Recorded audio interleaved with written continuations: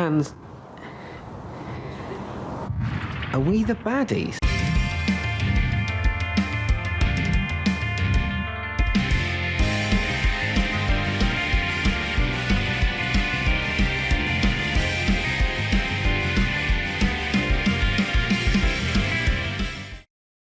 Have you had your faux outrage today?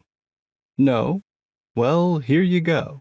Grums, aka Mark Kern, and his groupies are losing their shit because Arrowhead CEO Johan Pilestead said that one of the points of the game Helldivers 2 was to see if the devs could get people to support a fascist state. Now, why would that piss off Grums and his groupies? Well, it's kind of funny. See, they unironically supported Super Earth, the obviously fascist state in Helldivers, to own the libs. So, in hindsight, it kind of makes it look like they were stupid enough to fall for obvious propaganda. Let me just set the stage. A little over a year ago, in the spring of 2024, Helldivers 2 came out, and it was a massive hit. Lots of people flocked to the game. The thing was that the game is clearly based on the film version of Starship Troopers, and, like the film, the game is a parody and satire of fascism. A blatant parody and satire. So obvious even Stevie Wonder could see it. Now, people pointed that out at the time, and it became this weird point of contention between left-wing and right-wing gamers, where the left condemned the fascism, and the right decided to lean into it to feast upon leftist tears.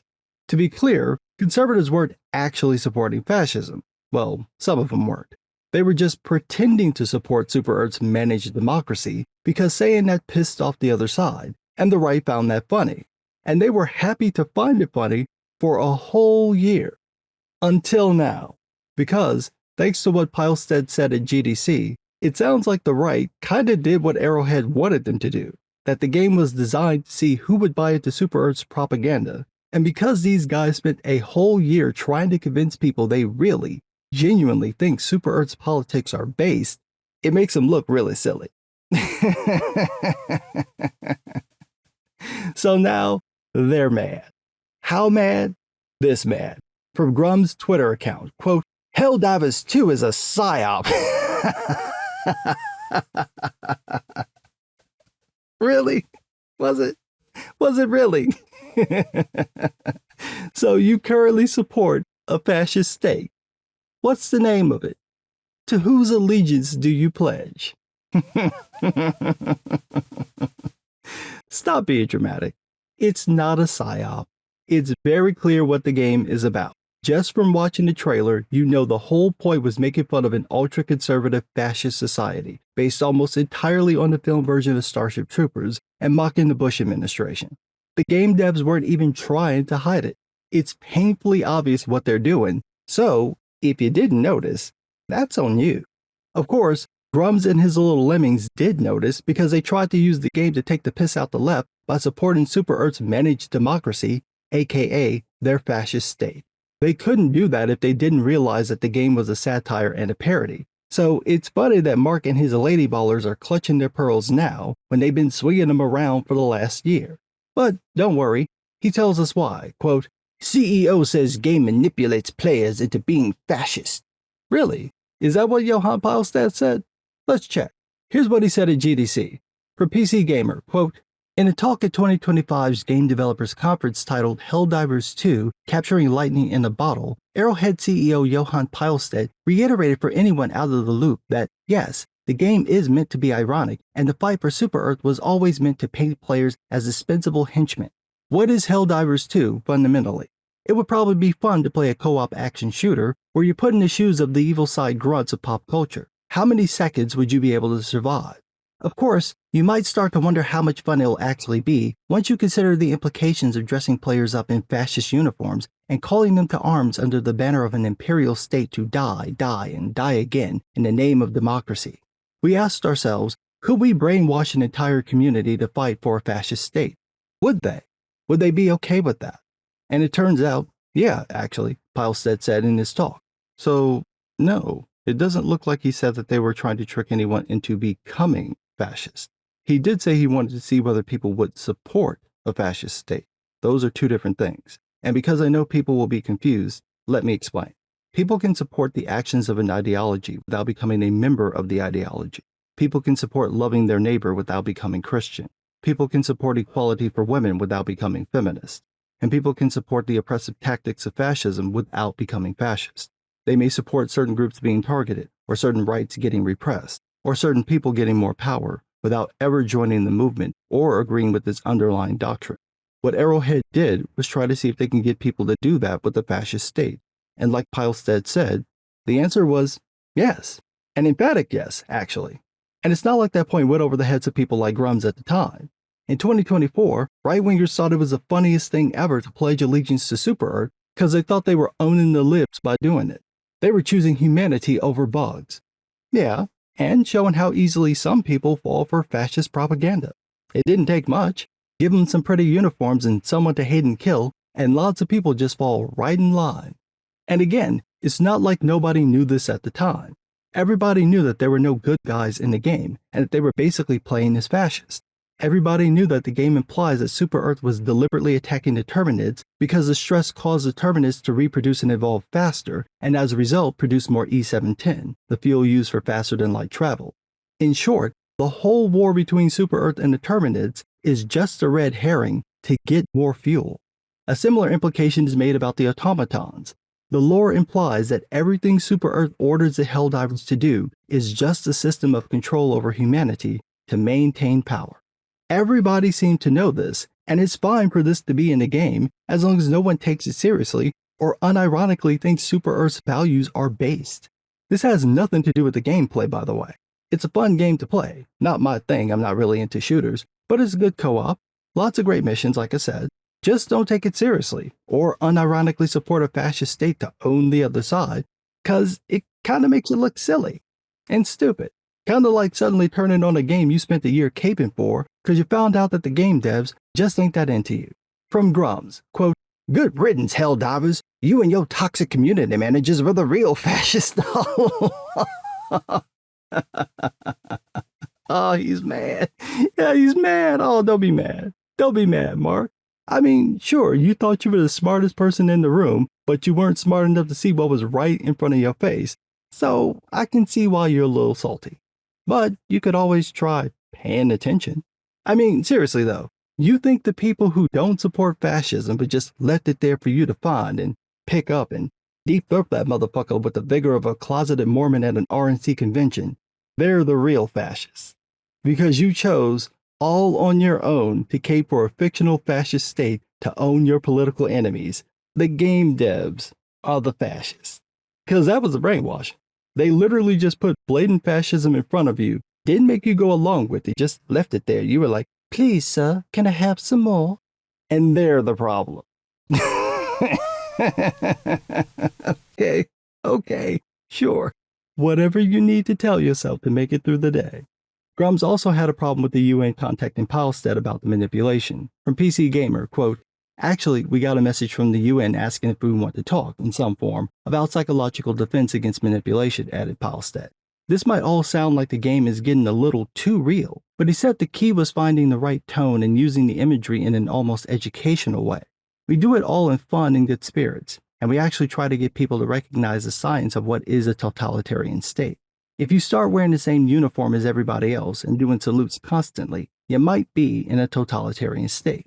So, to recap, it was so painfully obvious what Helldivers 2 was doing that the United Nations saw through it. But Grums, the smartest man in the room, completely missed it, and now him and his tagalongs are butthurt that they look foolish for falling for obvious propaganda. So now Mark is over here like, "They fucked us." No, you fucked you. Don't invert stuff, because you and your people were the only ones who fell for this. Nobody else fell for this. Don't even try it. Like Pilestead said to Grums, quote, "LOL, always a rage baiter." The other way around. Role-playing sometimes gives you the tools to be cautious of it in the real world. Not tricking anyone, just fun to play the part of the baddies.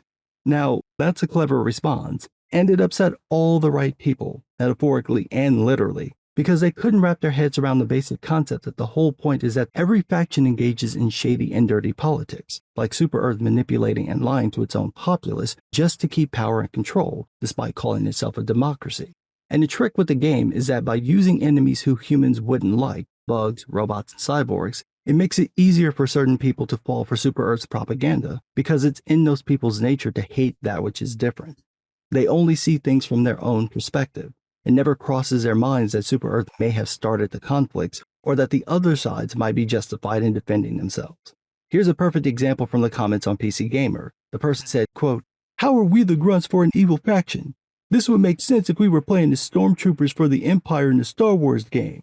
But you are playing as stormtroopers. You just don't realize it because the enemies you fight aren't presented in a neutral or positive way. All the information Super Earth reveals about the enemies is one-sided propaganda. So if you take everything at face value, you never realize that you're part of an evil faction. If you paid attention to the details, it's easier to catch that there's something off about Super Earth's managed democracy and that they're not telling the truth about their wars, both in the present and the past. You just have to pay attention. Who are the rebels that we, the Empire, are crushing? It's not that kind of game.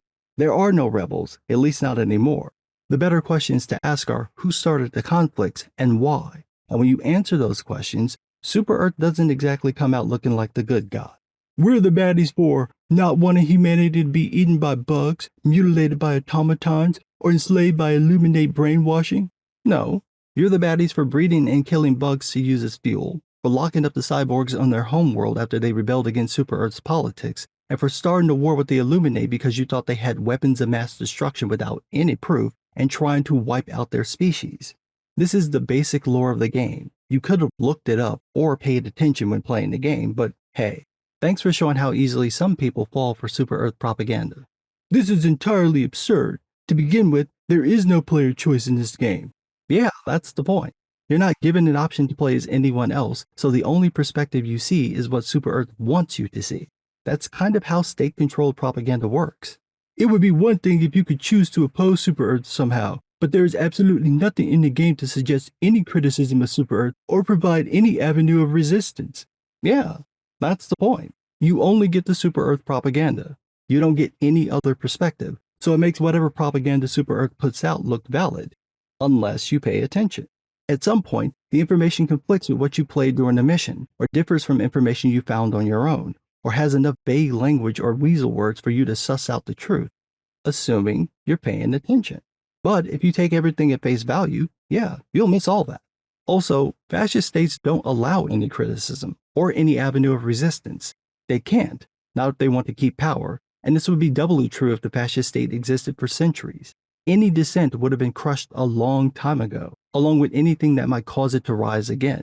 The population would be thoroughly indoctrinated to only accept Super Earth's narrative, so even if a new resistance appeared, people would never recognize it as anything other than an enemy attacking Super Earth's way of life. That's the true terror of a fascist state. If they work as intended, they could get to the point where there would be no way to actually oppose them. Any judgment made against Super Earth is done in a meta sense, not in game. Yeah, that's the point. That's how fascist states work. You don't get to criticize them from within, not unless you heavily mask it or you have a death wish. The criticism comes from outside, and when the subjects of that fascist state hear it, like you, they usually reject it because it doesn't fit the narrative they've been fed. That's what makes the game so clever. It reveals who would fall for the propaganda the fastest and how hard it is for them to change their minds. You would think the CEO would know about the game he developed, but clearly not. Just because you didn't understand it doesn't mean he doesn't know what he's talking about. Sometimes the group you align with does bad things. They may actually be the bad guys. Sometimes they may fight other bad guys. That doesn't change what your side does or why they do it.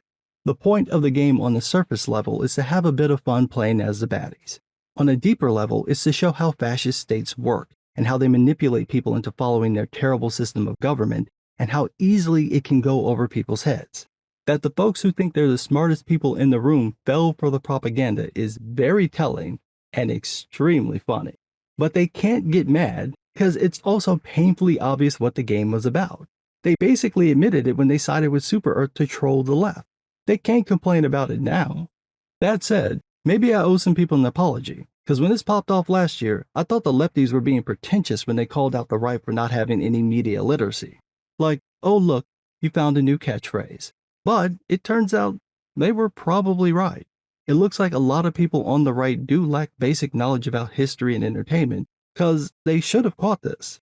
Helldivers 2 is an obvious parody and satire that copies the Starship Troopers film and comments on the Bush administration from the aughts. You're not meant to take it seriously, and you're definitely not meant to side with Super Earth and its jacked up government. You're meant to have a bit of fun playing as the bad guy, but also to pay attention to how a fascist state works. That shouldn't be controversial.